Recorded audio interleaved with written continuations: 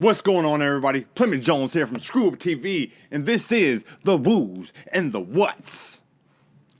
Oh yeah, it's the Woos and the Whats Raw recap show, guys. How you doing? Last night was Raw. Last night was not just any Raw. It was the first Raw in Madison Square Garden in about a decade, and it was a go-home show for this weekend's Clash of the Champions. Really exciting stuff last night. Not gonna lie, guys. Last night's Raw was probably the best Raw I've seen in a very long time. And it started off with what? Not a what, but the what? Stone Cold. Stone Cold comes out. The glass shatters. He comes out. Huge pop from the audience. Huge pop for me. I get excited. I run around my living room like a little schoolboy, and I get really excited. Just for Stone Cold coming out. Give that a woo! All right. Stone Cold gets out there, talks a whole lot of smack, talks to the whole audience, uses the what chance that he created. It's awesome. Super excited about it. It talks about, hey, last week, we tried to do a contract signing with Seth Rollins and Braun Strowman. We couldn't get it together, but this week, Stone Cold's going to go ahead and make sure that everything gets done, signed on the dotted line, and that's the bottom line. Oh, hell yeah. All right, can't wait. So, next thing you know, you got Braun Strowman comes out there, and he's walking around, and he's pissed off, because he's like, look, Stone Cold, I'm not sure if you're a fan of Seth Rollins, or if you're a fan of mine, but I know that if you cross me, you can get these hands. And people are like, oh, well, that's okay, he's a monster, but we love Stone Cold, don't mess with Stone Cold. He's like, you're a rattlesnake, but I know never to turn my back on a rattlesnake. Oh, it's awesome. I love Braun Strowman from North Carolina. Then Seth Rollins comes out there. Seth Rollins, the champion, comes out there. Have some with the what chance. Seth Rollins, I love you, man, but you are having a hard time being cool. You're having a hard time being cool. You go out there and you're kind of on thin ice with the fans. You're on thin, and then you say stupid things like, "I'm the best wrestler in the whole world living on the planet," and then you're gonna entice people to boo you. So people booed him a little bit. It's not what's supposed to happen. Who cares, Seth? I love you, man, but you walked right into that. You gotta know. You got to be self-aware, man. You got to be aware of what you look like to everybody else. You're not. Seth Rollins gets out there. Stone Cold shakes his hand and Braun's hand. I'm very excited about this. It's a nice opening segment. And then, what happens? AJ Styles and the OC come down and cause some trouble. It's awesome. It's awesome. AJ Styles is out there talking mess. Stone Cold's talking back. They're kind of going off the fly. Going off. I mean, I'm loving every bit of dialogue. The crowd starts chanting asshole. AJ Styles tells him to shut up. They give him the what chant. He keeps talking. You can't hear him because everybody's calling him an asshole. And Stone Cold says, hey, you better speak up because you got about 18,000 people calling you an ass. I love it. I'm a huge fan of this.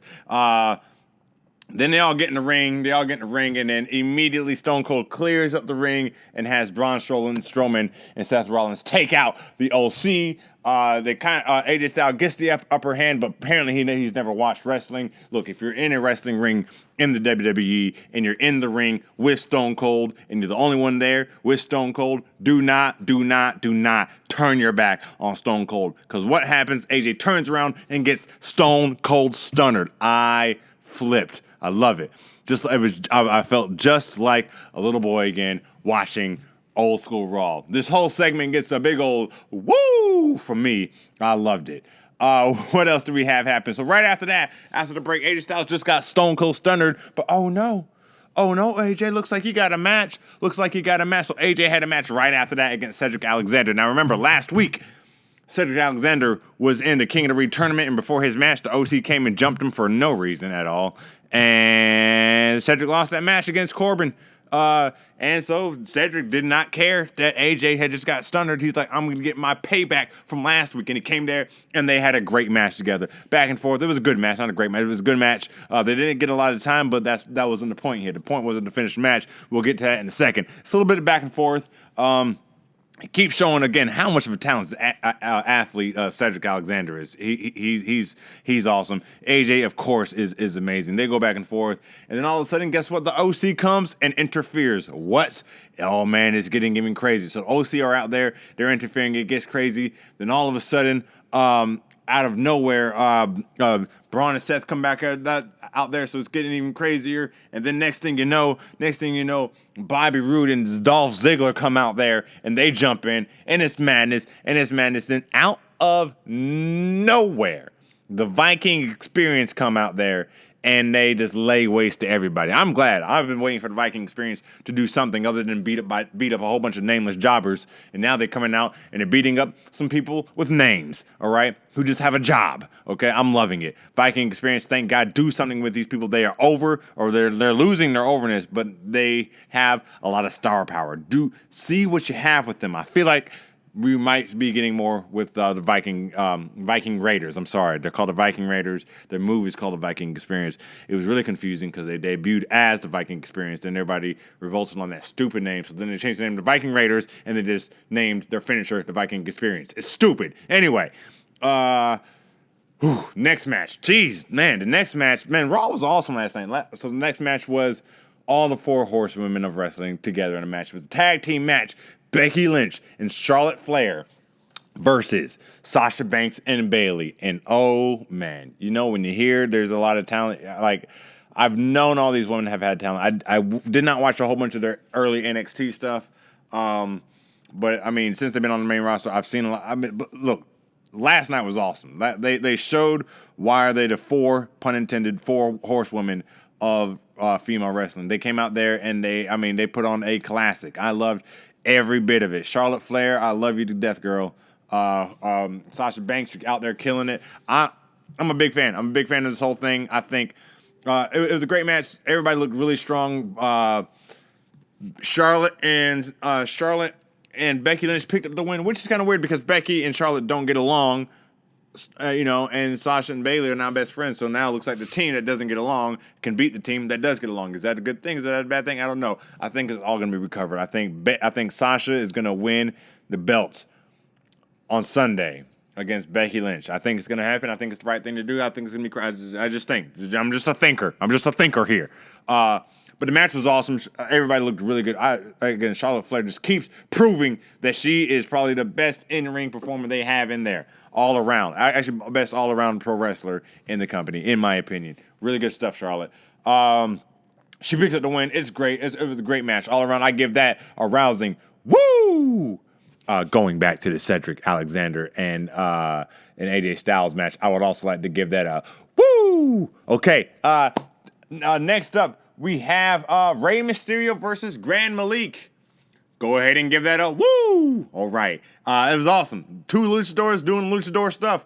Great. They clearly put on this match to showcase luchadors because Grand Metalik has never been in. I haven't seen him in a singles match ever. I don't watch 205 Live. Mostly, he's with the Lucha House Party, and they're just jobbers getting thrown around by people like the Viking Raiders. Now I got to see Grand Metalik versus Rey Mysterio, and then making his in-ring comeback. It was a great match. They didn't have a lot of time, but they did show you why they are who they are. Loved every bit of it. It was nice, short. Give it a woo. Next up, we had the King of the Ring triple threat. Now, last week, was I upset? Was I a little upset about what happened and how things went? Yes. But I've accepted that. I've accepted now that they've come to a King of the Ring triple threat match. Baron Corbin, Samoa Joe, and Ricochet. This was a great match. A great match. Ricochet was doing all sorts of Ricochet things. Samoa Joe was being all sorts of Samoa Joe things. And Baron Corbin did his Baron Corbin thing. And you know what that is? It's being a weasel. After a great match, the wonderful hard-fought match might get match of the night. After a long, hard-fought match, Ricochet looks like he finally was about to pick up the victory over Samoa Joe. Goes for the pin, and then Corbin pulls him out and jumps in and steals the win from him. Baron Corbin is going to the finals. He's going to be the king. He's going to be the king. I know it. The King Corbin, it's too easy. It's too easy.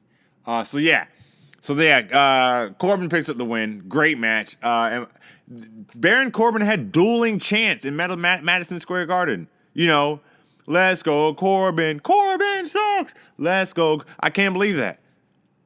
It's working. I told you. I told you I hate Corbin, but I'm beginning to love to hate him. And I'm not the only one, because people are loving this new heel run. I feel like this King of the Ring tournament has done a lot for his character. We're actually liking to hate this man, as opposing to just hating him. Loving it, loving the whole thing.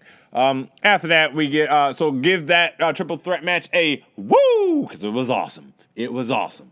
Next up, we have Natalya versus Lacey Evans. Oh, yeah. Oh, yeah. Natalya versus Lacey Evans. What?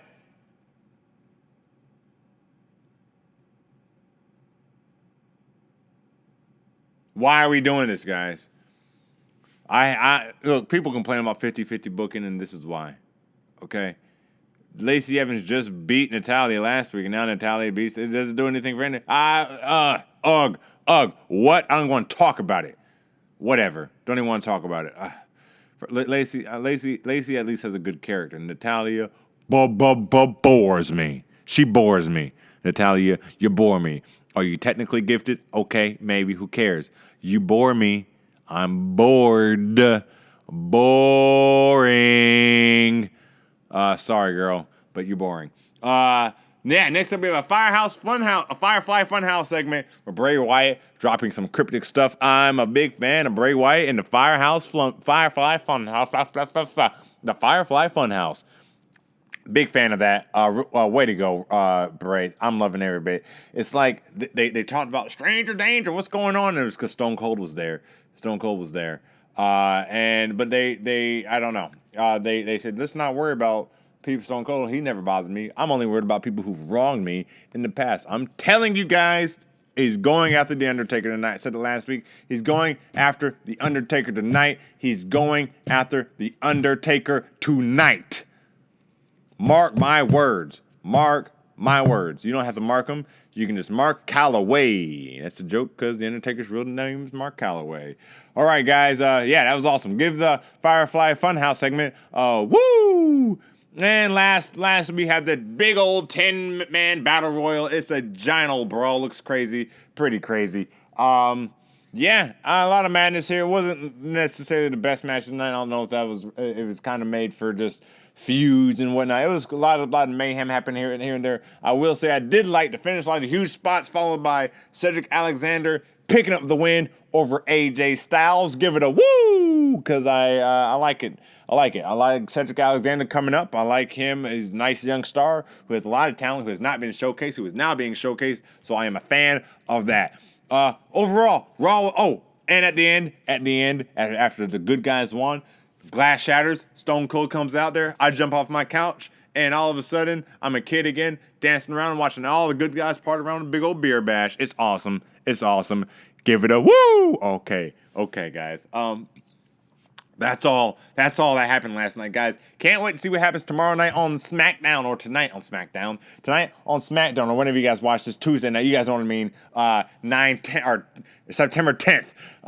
And this will be the go-home show for Clash of Champions for SmackDown. Can't wait. I'm going there live on Sunday night. Can't wait to see what happens. Can't wait to see who comes out with all the belts. Can't wait to see who wins King of the Ring. And I hope I get to see something cool. Hopefully I get to see The Fiend or The Undertaker, but chances are I'm not going to see The Undertaker because he's probably going to be taken out tomorrow night. Just saying. Or tonight. You know, we're not doing that again. Guys, I'm Plymouth Jones. That's all the time I have for you guys today. And until next time, I will see you later. LA, I didn't finish.